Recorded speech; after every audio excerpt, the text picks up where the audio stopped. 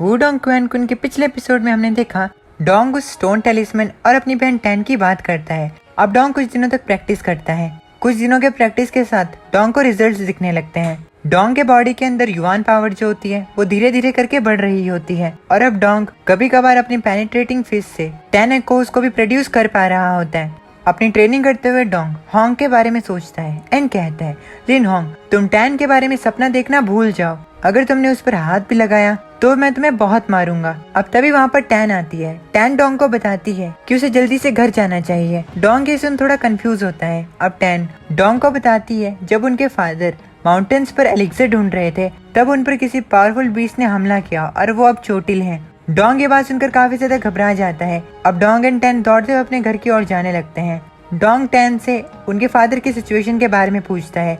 Tan काफी ज्यादा रो रही होती है। अब डोंग अपने घर पर पहुंचता है। वो अपने फादर की हालत देखता है। उसके फादर को काफी ज्यादा चोट आई होती है। डोंग अपने फादर से पूछता है, क्या आप ठीक हैं? डोंग के फादर इतनी ज्यादा चोट को भी छोटा सा बताते हैं एंड कहते हैं कि वो ठीक हैं।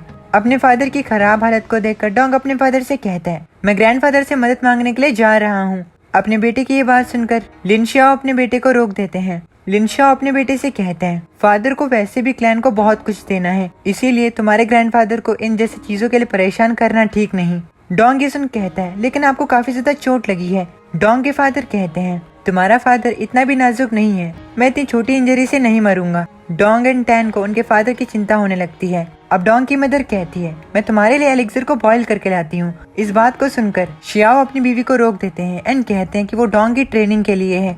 इस बात को सुनकर डोंग की मॉम जोर जोर से रोने लगती हैं एंड कहती हैं, आखिर तुम इस समय पर ये क्या कह रहे हो? अगर तुम्हें कुछ हो गया तो फैमिली का क्या होगा? डोंग भी इस चीज के बारे में सोचता है एंड अपने फादर से कहता है, आप बस मदर की बात सुनिए। डोंग के दिमाग में एक आइडिया होता है, इसलिए वो अपनी मॉम से एलिक्सर को लेकर जाता है एंड उसे खुद बॉईल करने की बात करता है। डोंग अपने किचन पर पहुंचता है जहाँ पर वो एलिक्सर को बॉईल कर रहा होता है। डोंग कहता है, जो स्टोन टेलिस्मैन है उसके लिक्विड में एक हीलिंग इफेक्ट है और इसकी एफिशिएंसी जो है वो ग्रेड 3 के एलिक्सर से कंपेयर की जा सकती है। मुझे नहीं पता कि अगर ये फादर की इंजरीज के खिलाफ इफेक्टिव होगा या नहीं, लेकिन अभी के लिए मुझे ये ट्राई करना होगा। अब डोंग अपने स्टोन टेलिस्मैन के लिक्विड को उस गर्म पानी में डालता है एंड उम्मीद करता है कि उसके डैड ठीक हो जाए। एलिक्सर और स्टोन टेलिस्मैन के लिक्विड को पानी में घोलने के बाद डोंग उसे अपने फादर के लिए लेकर आता है एंड कहता है कि मेडिसिन तैयार है। अब डोंग की मॉम फोर्सफुली डोंग के फादर को उस मेडिसिन को पीने के लिए कहते हैं, लेकिन अभी भी वो झिझक रहे होते हैं। कुछ टाइम बाद उन्हें अपने बीवी बच्चों के सामने झुकना पड़ता है एंड वो उस एलिक्सर को पी लेते हैं। डोंग अभी भी काफी ज्यादा चिंता में होता है। वो बस इसी उम्मीद में होता है कि स्टोन टेलिस्मैन किसी न किसी तरह काम कर जाए। डोंग को उम्मीद होती है कि स्टोन टेलिस्मैन जो है वो उसके फादर के ओल्ड चोटों को भी ठीक कर देगा। कुछ टाइम बाद डोंग की मॉम डोंग के फादर को उनकी हालत के बारे में पूछते हैं। डोंग के फादर कहते हैं कि उनकी ये छोटी चोट जो है वो बिना मेडिसिन को लिए भी ठीक हो जाएगी। डोंग के फादर का मुंह थोड़ा लाल होने लगता है। अब डोंग के फादर डोंग एंड टैन से कहते हैं कि उन्हें उनकी कोई चिंता करने की जरूरत नहीं, वो ठीक हैं। तभी उनकी बीवी उनके चेहरे के बारे में कहती है। डोंग के फादर को काफी ज्यादा गर्म महसूस होने लगता है। वो जोर जोर से खांसने लगते हैं। ये देखकर डोंग को और ज्यादा चिंता होने लगती है। उसे लगता है कि मेडिसिन का इफेक्ट उनके फादर के लिए काफी ज्यादा स्ट्रॉन्ग है और उस चीज ने उनके फादर के इंजरीज को और ज्यादा खराब कर दिया है। अब डोंग के फादर के मुंह से खांसते हुए खून निकलता है। ये देखकर उनका पूरा परिवार चिंता में आ जाता है। अब लिन शाओ काले खून की उल्टी करते हैं। उस खून की उल्टी को देखकर वो सभी लोग कंफ्यूज होते हैं। अब कुछ समय बाद वो दोबारा से लिन शाओ से उसकी हालत के बारे में पूछते हैं। लिन शाओ अभी भी हाँफ रहा होता है। अब लिन शाओ अपनी बीवी से कहता है, ऐसा लगता है मेरी ओल्ड इंजरीज जो है वो थोड़ी ठीक हो चुकी हैं। ये सुनकर डोंग की मॉम एंड उसकी बहन थोड़े शॉक्ड हो जाते हैं, लेकिन डोंग काफी ज्यादा खुश होता है। वो अपने मन के अंदर कहता है, ये काम कर गया, एलिक्सर काफी ज्यादा इफेक्टिव है। डोंग के फादर काफी ज्यादा खुश होते हैं। वो डोंग की मदर को हग करते हैं एंड कहते हैं कि मैं ठीक हो गया। लिन शाओ को ये सब कहता देख उनकी बीवी उनसे कहती है कि उनके बच्चे उन्हें देख रहे हैं। अब क्योंकि लिन शाओ काफी ज्यादा खुश होते हैं तो वो कहते हैं, इस चीज से क्या फर्क पड़ता है, हम लोग तो फैमिली ही हैं। ये पुरानी इंजरी जिसने कि मुझे 10 साल तक तड़पाए रखा वो फाइनली हील हो चुकी है। अपने फादर को इतना ज्यादा खुश देखकर डोंग अपने मन के अंदर अपने फादर को कांग्रेचुलेशन कहता है। डोंग कहता है कि उन्होंने भी 10 साल देखे हैं, लेकिन उन 10 सालों में अपने फादर को इतना ज्यादा खुश कभी नहीं देखा। डोंग कहता है कि शायद वो ये नहीं समझ सकता कि उसके फादर इतने ज्यादा खुश क्यों हैं। बस उसे इतना पता है कि उसके खुशहाल और हेल्थी फादर जो है वो वापस आ चुके हैं। डोंग अपने फादर एंड मदर को इतना ज्यादा खुश देखकर काफी ज्यादा खुश होता है। अब डोंग टैन से कहता है, चलो हम भी बाहर चलते हैं। टैन ये सुनकर कहती है, लेकिन क्यों? डोंग टैन से कहता है, फादर और मदर को कुछ अकेला समय बिताने देते हैं। मुझे पता है कि उनके पास एक दूसरे को कहने के लिए काफी ज्यादा चीजें होंगी। अब डोंग एंड टैन बाहर आ जाते हैं। डोंग बाहर आके हाँफता है। डोंग अपने मन के अंदर कहता है, ये तो काफी ज्यादा क्लोज था, मुझे लगा मैंने ऑलमोस्ट अपने फादर को आज मार ही दिया है। अब वो दिन भी बीत जाता है।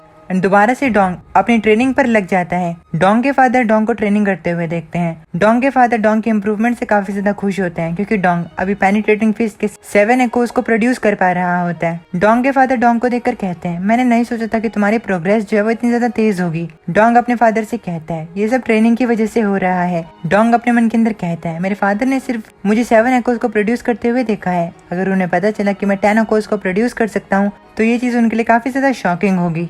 अब डोंग अपने फादर से उनकी हेल्थ के बारे में पूछता है एंड कहता है, क्या आपकी इंजरी सारी ठीक हो चुकी हैं? डोंग के फादर कहते हैं, मेरी इंजरी सब ठीक हो चुकी हैं। डोंग ये सुनकर काफी ज्यादा मुस्कुराता है एंड अपने मन के अंदर कहता है, ये सब उस स्पिरिट लिक्विड की वजह से हुआ है जिसे कि मैंने मिलाया था। अब डोंग एक्साइटेड होकर अपने फादर से कहता है, इसका मतलब ये है कि आप जल्दी ही दोबारा से हेवनली युवान लेवल पर पहुंचेंगे, है ना? ये सुनकर डोंग के फादर कहते हैं, ये इतना आसान नहीं है। पिछले कुछ सालों से जो मेरी चोटें थी वो काफी ज्यादा खतरनाक थी। हालांकि मुझे अब ये नहीं पता है कि वो अब अचानक से हील होना क्यों शुरू हुई, लेकिन अगर मुझे हेवनली युवान लेवल पर पहुंचना है तो ये चीज मेरे चांस पे डिपेंड करती है। अगर मैं पहुंच पाया तो मैं जरूर पहुंचूंगा। डोंग ये सुनकर काफी ज्यादा एक्साइटेड हो जाता है एंड वो अपने मन के अंदर कहता है, मैं इसी समय का इंतजार कर रहा था। अब डोंग अपने फादर से कहता है, मेरे पास आपको देने के लिए कुछ है। अब डोंग उस यिन एनर्जी की बीड को बाहर निकालता है एंड प्रिटेंड करता है कि उसे उसके बारे में नहीं पता। डोंग के फादर उस यिन एनर्जी को देखकर काफी ज्यादा शॉक्ड होते हैं एंड वो डोंग को बताते हैं कि वो ग्रेड 5 यिन एनर्जी है। डोंग के फादर डोंग से पूछते हैं, आखिर तुम्हें वो कहाँ से मिला? डोंग अपने फादर को झूठ कहता है कि उसे वो माउंटेन से मिली है। अब डोंग अपने फादर से पूछता है, आखिर ये ग्रेड 5 यिन एनर्जी क्या होती है? क्या ये रेयर है? डोंग अभी भी अपने फादर को सच नहीं कहता। उसके फादर उसे बताते हैं कि हेवनली युवान लेवल में फाउंडेशन बनाने के लिए यिन एनर्जी जो है वो काफी ज्यादा जरूरी होती है। जो यिन एंड यांग एनर्जी होती है वो 9 ग्रेड्स में डिवाइडेड होती है एंड ये 1 से लेकर 9 तक शुरू होती हैं। जितना हायर ग्रेड होगा उतना ही रेयर वो यिन एंड यांग एनर्जी होगी। हायर ग्रेड के यिन एंड यांग एनर्जी को ट्रेनिंग और अब्सॉर्बिंग करने से तुम्हारा युवान डैन जो है वो भी हाई रैंक का बनेगा। जिस यिन एंड यांग एनर्जी को एवरेज अर्थली युवान वॉरियर्स एब्सॉर्ब करते हैं वो हायर ग्रेड की नहीं होती। एग्जाम्पल के तौर पर पास्ट में मैंने जिस यिन एनर्जी को एब्सॉर्ब किया था वो सिर्फ ग्रेड 3 की थी, और जो ये वाली यिन एनर्जी है इसका ग्रेड 5 है, इसीलिए इसे रेयर कंसीडर कर सकते हैं। अगर इस चीज के बारे में दूसरों को पता चला तो जरूर काफी ज्यादा अर्थली युवान वॉरियर्स जो हैं वो इसे छीनने के लिए आएंगे। डोंग इन सब चीजों को सुनकर अपने मन के अंदर कहता है, ये सोचना कि जो चिलिंग कोल्ड टैन की बॉडी के अंदर है वो इतना ज्यादा स्ट्रॉन्ग है, इस सीक्रेट को मैं दूसरों को नहीं पता लगने दे सकता। अब डोंग के फादर डोंग से कहते हैं, अगर मेरे पास इसकी तरह और पिल्स होती तो शायद से मेरी हेवनली युवान लेवल में दोबारा से जाने के कुछ चांसेस होते हैं। इस बात को सुनकर डोंग के कान खड़े हो जाते हैं एंड वो अपने फादर से कहता है, अगर आपको इस चीज की जरूरत है तो मैं आपको ये चीज ला कर दूंगा, आप इस चीज के बारे में चिंता मत कीजिए और आगे बढ़िए। डोंग की बात सुनकर उसके फादर कहते हैं, अब क्योंकि तुमने इस चीज को ऐसा कहा है तो मैं इस चीज को एक्सेप्ट करूंगा। डोंग ये सुनकर स्मर्क करता है एंड अपने मन के अंदर कहता है, मेरा प्लान सक्सेसफुल रहा। अब डोंग मौके का फायदा उठाकर अपने फादर को उसे न्यू मार्शल आर्ट सिखाने के लिए कहता है। डोंग के फादर इस बात को सुनकर कहते हैं, इसका मतलब तुमने ये सब सिर्फ इसी चीज के लिए कहा? अब डोंग के फादर डोंग को सिखाने के लिए तैयार हो जाते हैं, क्योंकि डोंग पेनिट्रेटिंग फिस्ट को काफी हद तक सीख चुका होता है। डोंग के फादर डोंग को एक lower category level 2 martial art सिखाने की तैयारी करते हैं।